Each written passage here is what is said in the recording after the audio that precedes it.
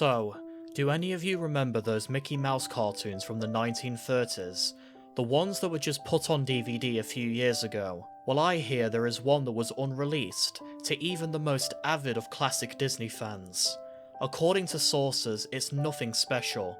It's just a continuous loop, like the Flintstones, of Mickey walking past 6 buildings that goes on for 2 or 3 minutes before fading out. Unlike the cutesy tunes put in though, the song on this cartoon was no song at all. Just a constant banging on a piano for 1.5 minutes before going to white noise for the remainder of the film. It wasn't the jolly old Mickey that we've come to love either. Mickey wasn't dancing, not even smiling. Just kind of walking as if you or I were walking, with a normal facial expression. But for some reason his head would tilt side to side as he kept this dismal look. Up until a year ago, everybody believed that after it cut to black, that was the end of it. When Leonard Maltin was reviewing the cartoon to be put in the complete series, he decided that it was too junk to be on the DVD, but he wanted to have a digital copy due to the fact that it was a creation of Walt's. When he had the digitalized version up on his computer, he looked at the file and noticed something. The cartoon was actually 9 minutes and 5 seconds long. This is what my source emailed to me in full. He is a personal assistant of one of the higher executives at Disney, and an acquaintance of Mr. Maltin himself. After it cut to black, it stayed like that until the 6th minute, before cutting back to Mickey walking. The sound was different this time. It wasn't a murmur, it wasn't a language, but more like a gurgled cry. As the noise got more indistinguishable and loud over the next minute, the picture began to get weird. The sidewalk started to go in directions that seemed impossible based on the physics of Mickey walking, and the dismal face of the mouse was slowly curling into a smirk.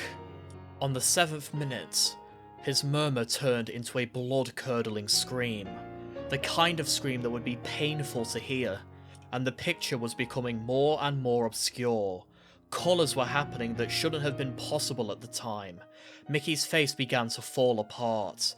His eyes rolled on the bottom of his chin, like 2 marbles in a fishbowl, and his curled smile was pointing upwards on the left side of his face.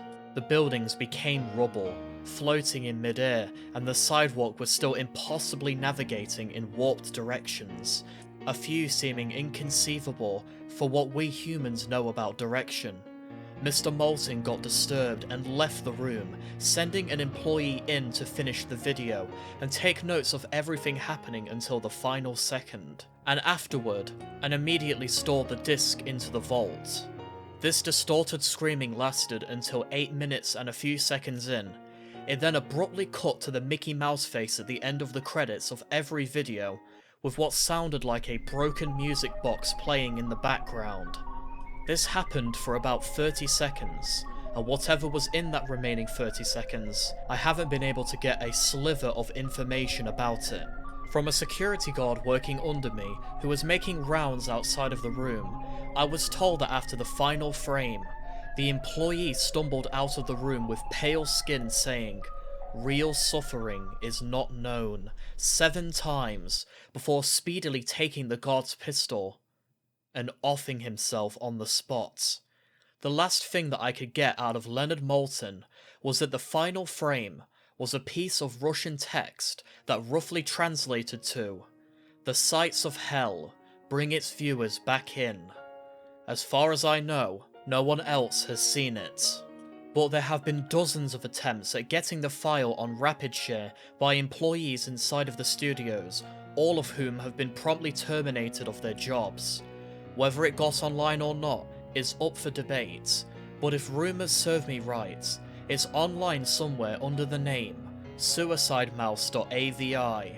If you find a copy of this film, I want you to never view it, and to contact me by phone immediately, regardless of the time.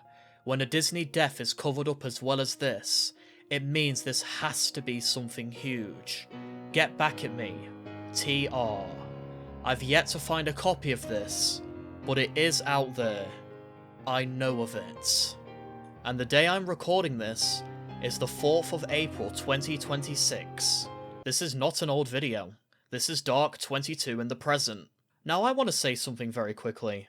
A lot of people in the creepypasta community have been talking shit about me since I left to become a VTuber. Now I want to say that I originally wanted to come back and do an occasional one-shot of creepypasta stuff. It's been a very long time since I did a narration, and I thought maybe it could be fun to do, and my channel is approaching its 6-year anniversary. But after hearing the people that I thought were okay with me after I retired, talking shit behind my back, I'm not so sure now. For better or for worse, I don't really forget things too often.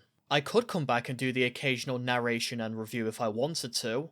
Could be fun, I don't have to put too much time or effort into it, and I'm doing the main content that I enjoy on my actual channel. The only thing I ask for is basic respect.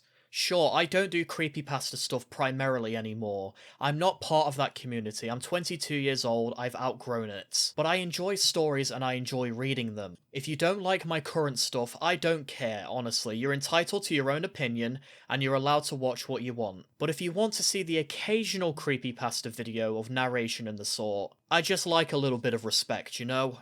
I don't know if I'll make another one of these, you'll have to let me know. But anyways, I'm the Dark Author, and I might see you guys in another narration. Take care.